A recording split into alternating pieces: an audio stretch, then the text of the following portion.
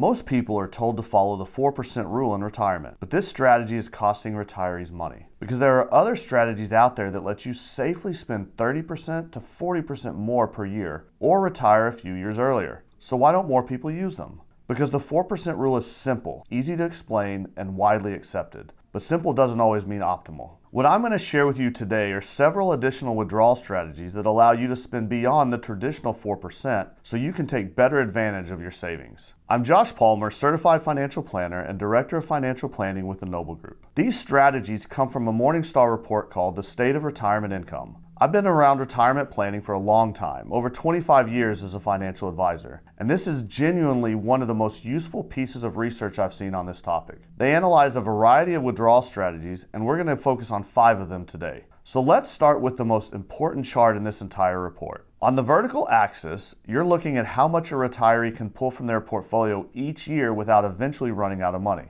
On the horizontal axis, you're looking at how much that annual amount fluctuates from year to year. The further right you go on that chart, the more your spending swings around from one year to the next. The 5 strategies we're going to look at today all sit toward the left side, meaning they give you higher spending along with more predictable, stable cash flows. That combination is genuinely hard to find, and it's why this research matters. Now here's the headline number. The standard baseline, essentially the traditional 4% rule, which Morningstar pegged at 3.9% in their data, can be pushed all the way to 5.7% if you're willing to build in some flexibility. That's nearly 50% more spending power from the exact same portfolio. Think about what that means in real dollars. If you've saved $1 million, the difference between 3.9% and 5.7% is $18,000 a year, every single year. That's a car payment, a vacation, a year of healthcare costs. It adds up fast and it compounds over decades. But before we get into the specific strategies, we need to talk about the number one culprit that causes retirement plans to fail. Because if we don't know the actual enemy we're up against, these strategies won't make a lot of sense. And on top of that, I don't see people talking about this nearly enough here on YouTube. So what is it? It's inflation. Look back at history and you'll clearly see why inflation is a silent killer of retirement plans. Retirees who started drawing down their savings in 1966 watched their purchasing power erode by about 25% over the following 5 years. Those who started in 1973 saw costs climb nearly 50% in the same time frame. Those are the kinds of environments where even a well-structured plan can buckle. Now here's why that history is relevant right now. The inflation we've experienced over the last 5 years looks remarkably similar to those historical warning periods. A basket of consumer goods that cost around $40,000 in 2020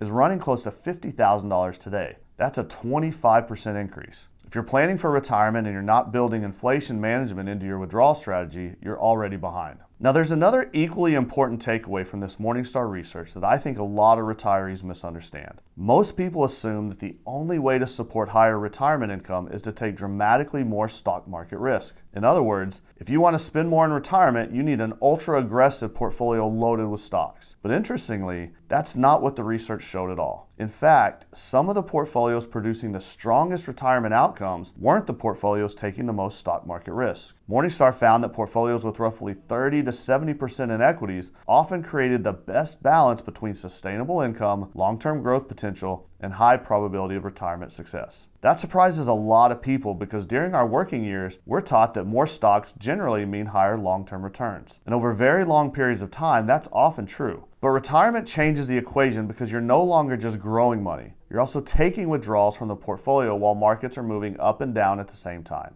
That's why proper asset allocation matters so much in retirement. It's not about trying to maximize returns at all costs. It's about balancing growth with risk so the portfolio can continue supporting withdrawals throughout multiple economic environments. This is where many retirees accidentally take on too much risk. They become so focused on needing growth that they overlook the role bonds and diversification play in managing retirement income. But according to this report, balanced portfolios with meaningful fixed income exposure may actually improve retirement outcomes because bonds can help absorb volatility and reduce the impact of early market losses. The goal isn't to build the most aggressive portfolio possible. The goal is creating a portfolio that gives you the highest probability of sustaining income, maintaining flexibility, and confidence regardless of what the market is doing. So now that we understand the framework, Let's walk through the 5 retirement withdrawal strategies Morningstar analyzed and how each one attempts to strike a balance between retirement income and retirement success. The first is the baseline, the 3.9% safe withdrawal rate. You pull out a fixed percentage in year 1, and then you give yourself a raise each year to keep up with inflation. It's simple, it's conservative, and it's the standard against which everything else gets measured. The problem with it isn't that it's inherently wrong, it's that it's often too cautious. A lot of people follow it without ever questioning whether they could actually afford to spend more. So the second strategy is a small but meaningful adjustment to that baseline. In years when the stock market is down, you simply skip the inflation raise. Your spending stays flat instead of climbing. That's the only change. And just that one rule nudges your sustainable withdrawal rate from about 3.9% up to roughly 4.3%. It sounds almost too simple, but the math supports it. You're essentially agreeing to absorb a little short-term purchasing power reduction in bad years in exchange for a higher starting rate and better long-term sustainability. The third strategy is what's known as the traditional guardrails approach. And this is where things start to get more interesting. The idea is that your spending should respond to what your portfolio is actually doing rather than marching upward on a fixed schedule regardless of market conditions. Here's how it works in practice. If your portfolio grows so much that your withdrawal rate has actually fallen more than 20% below your original withdrawal rate, meaning your money is working so hard that you're underspending relative to your wealth, you give yourself a raise. This raise includes both an inflation adjustment plus an extra 10% on top of that. On the other side, if your portfolio has dropped and your withdrawal rate has climbed more than 20% above your original withdrawal rate,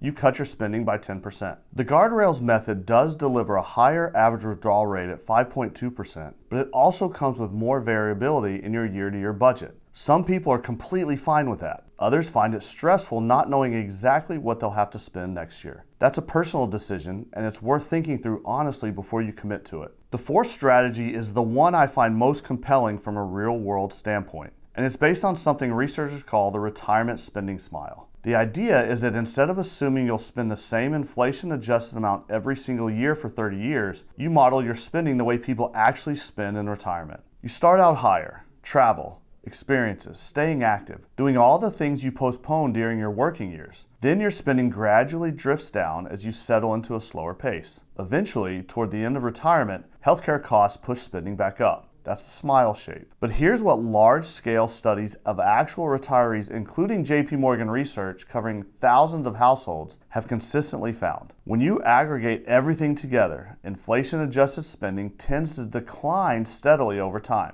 Morningstar models this as approximately a 2% annual inflation-adjusted decline in spending. What that does to your sustainable withdrawal rate is striking. It pushes it up to 5%, and it does so with very low year-to-year variability. If you want a higher withdrawal rate without a lot of spending uncertainty, this approach is hard to beat. The fifth strategy is probability-based guardrails, and this one makes the most intuitive sense to me out of all of them. Instead of using fixed percentage triggers to decide when to adjust your spending, this approach ties your decisions to your actual probability of success, which is the likelihood that your money lasts as long as you need it to. If a strong market pushes your probability above 95%, you increase your spending, though there's a cap of 20% on any single raise so that one great year doesn't cause you to dramatically overspend. There's also a floor that limits how deep the cuts go during a bad stretch. The result is a starting withdrawal rate of 5.2%, slightly higher than the spending decline method with manageable year-to-year variability. This is the strategy I'd point most people towards as a starting framework,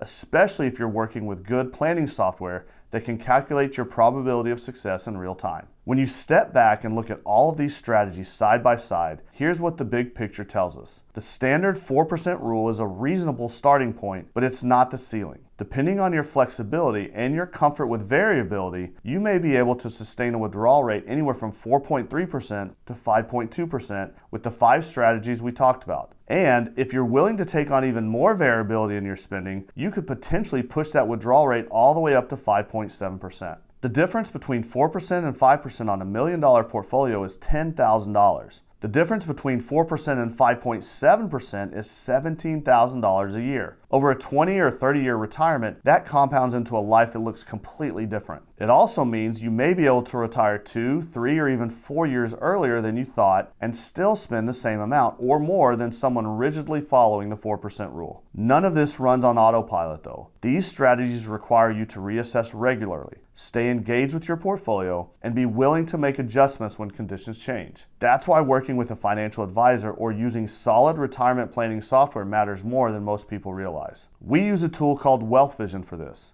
It's built for exactly these kinds of scenarios. You can model different withdrawal strategies, stress test your plan against historical market conditions, and get a real sense of what your numbers actually support. So to see what these strategies actually look like against your specific numbers, click the link in the description or scan the QR code on screen to get a free review. We'll ask for some insights on your unique financial situation so that you can make a confident, informed decision. We'll talk to you soon.